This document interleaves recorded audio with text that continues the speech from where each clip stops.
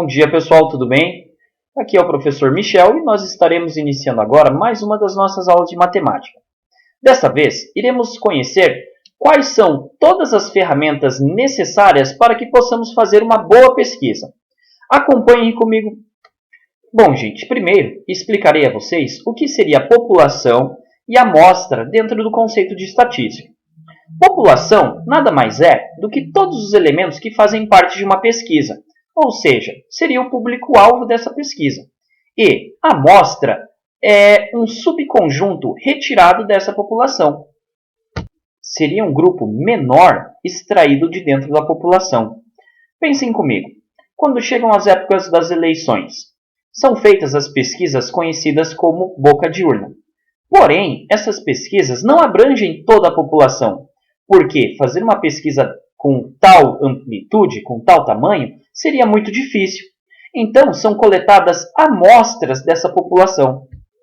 Agora sabemos que amostras são recolhidas quando temos uma pesquisa onde a população é muito grande, onde a população é de tal tamanho que seria inviável ou muito trabalhoso consultarmos todos os elementos que fazem parte desta análise. Importante frisar para vocês é que a pesquisa ideal seria quando pudéssemos entrevistar toda a população. Porém, sabemos que em muitos casos isso é impossível. Então, conseguimos sempre valores muito aproximados. Agora, vou mostrar a vocês quais são os tipos de variáveis que encontramos em pesquisas. São elas as qualitativas, ou seja, como o próprio nome já diz, qualitativa representa uma qualidade e não pode ser representada por um número. Como, por exemplo, imagine que eu pergunte a vocês quais seriam os seus esportes favoritos. Ou, por exemplo, qual é a cor dos seus olhos. Estas são duas respostas que são apresentadas pela sua característica em si, e não de forma numérica. E também nós temos as variáveis quantitativas. Estas, sim, são representadas por números. Pensem comigo. Quando eu pergunto a você quantos anos você tem, a resposta é um número. Quando eu pergunto a você qual seria a sua altura, a resposta é um número, e assim por diante. Temos então os dois tipos de variáveis que possuímos, as variáveis qualitativas e as quantitativas. Bom, pessoal, agora que vocês sabem o que é população, o que é amostra e quais são as duas variáveis que podem existir em uma pesquisa, irei mostrar a vocês uma ferramenta que a estatística utiliza para apresentar os dados coletados, ou seja, apresentar de forma clara e de fácil interpretação pelo leitor, ou seja, que seja de forma mais acessível à sua compreensão. Isso nada mais é do que a linguagem gráfica.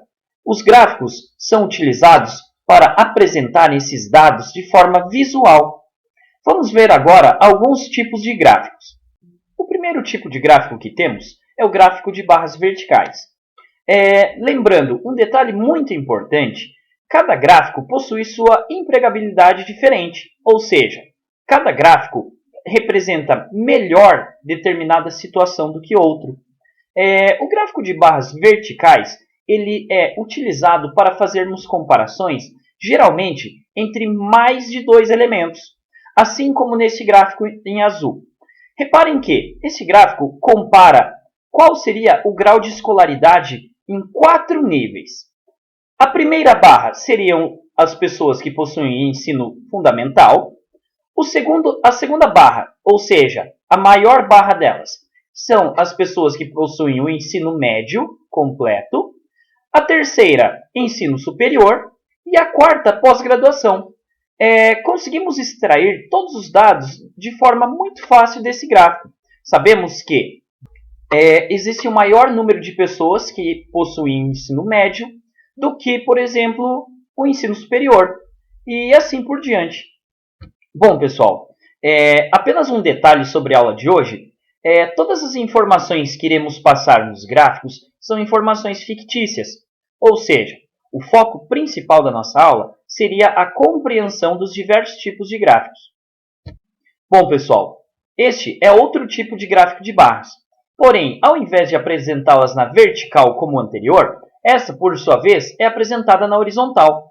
Então, efetuando a leitura desse gráfico, conseguimos verificar o número de nascimentos em cada hospital, no hospital A, no hospital B e no hospital C. Podemos observar que o número de crianças nascidas no hospital A é maior do que nos outros hospitais. Este tipo de gráfico é conhecido como gráfico de setores, popularmente chamado de gráfico de pizza. Ele é utilizado sempre quando representamos um todo, ou seja, imagina que iremos fazer uma pesquisa em uma sala de aula. Assim, conseguiríamos entrevistar todos os alunos. Neste caso, este é o melhor exemplo que podemos utilizar. Agora, vamos ler o exemplo que nós temos aqui embaixo. Ele fala sobre a satisfação dos clientes com um determinado produto.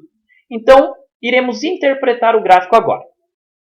75% dos entrevistados, ou seja, dos consumidores do produto A, estão satisfeitos com o produto. 10% deles estão muito satisfeitos e 25% deles estão insatisfeitos com o produto.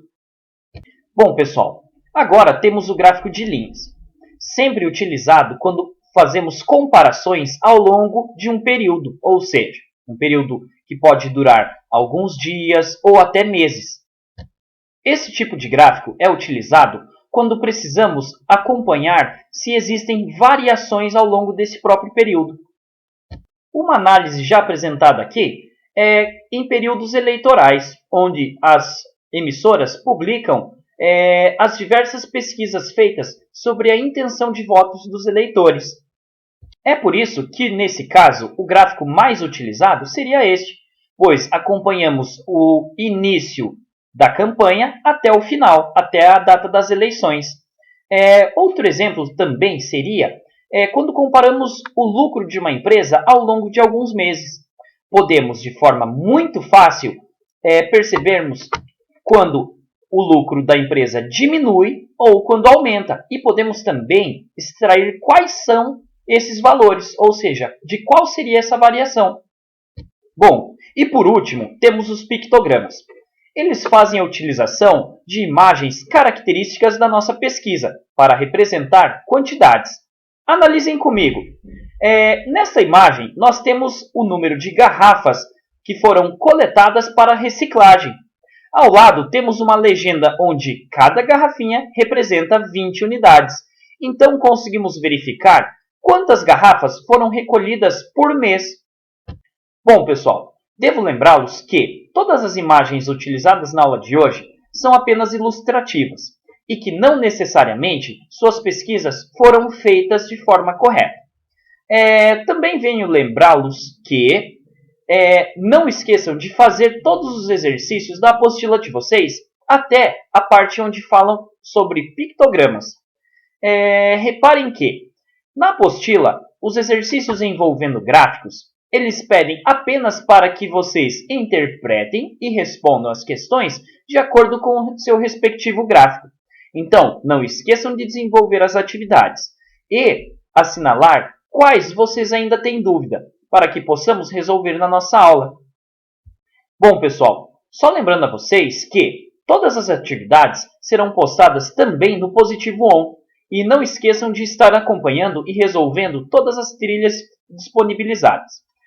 Muito obrigado a todos, um beijão e fiquem com Deus. Até logo!